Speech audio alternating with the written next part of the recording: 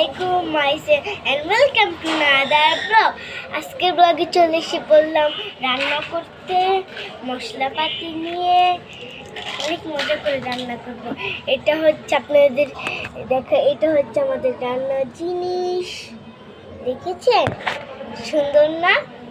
এবার আমি আগে চড়াই দিব ভাতটা, ভাতের জন্য এই যে দেখেন আগে আমরা ভাতটা এটার ভিতরে ঢেলে দিব। আগে আমরা ভাতটা চড়িয়ে দিব, লাগা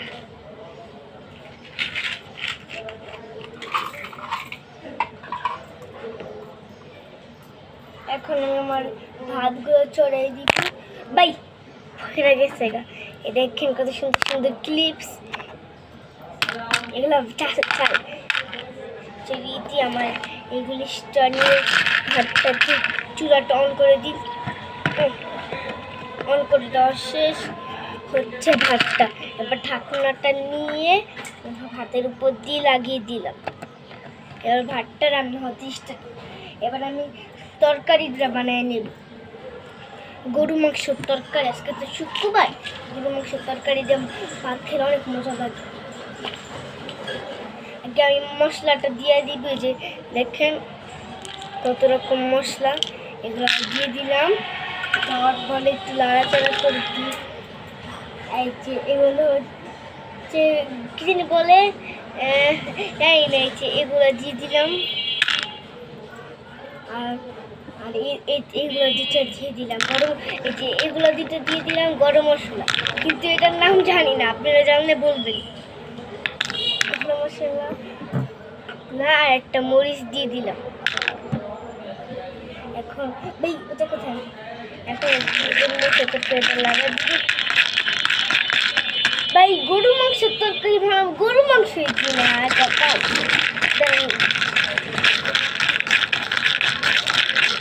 মশলাগুলো লাড়াচাড়া করে আমি গরু মাংসটা নিয়ে আসতেছি ফ্রিজ থেকে। দাঁড়ান,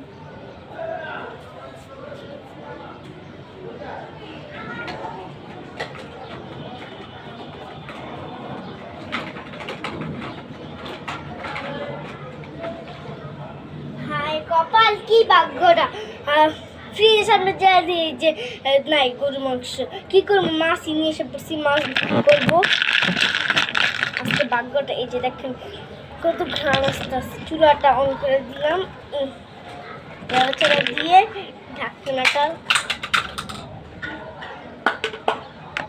কিছু বুঝলাম না কি বললো।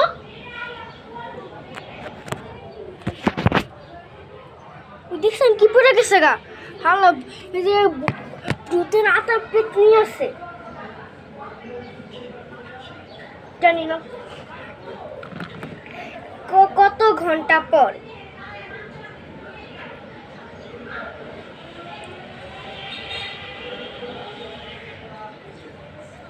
লা লা লা লা লা লা হয়ে গেছে গা, অনেক ঘ্রাণ আসতে আছে। এবার দিয়ে দিই খাবারটাকে। এই যে এটা হচ্ছে আমি বানাইছি, কেমন হয়েছে বলবেন। আট করছি আমি, আটের তো স্পার্ট আপনাদের দেখাইলাম না। মাছটা নিয়ে নিলাম, বড় মাছটা, আর এলাচি মাছ নিয়ে নিলাম। সেই ভাতটা নিয়ে নিলাম সাইড দিয়ে। এখন খেয়ে দেখবো কেমন হয়েছে। এই দেখেন, আপনারা বাসায় ট্রাই করতে পারেন।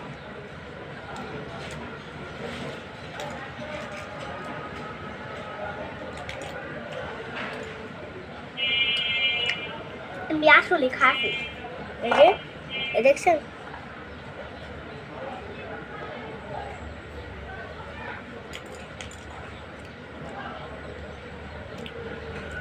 আজকের ব্লগটা এই পর্যন্ত, বাই বাই।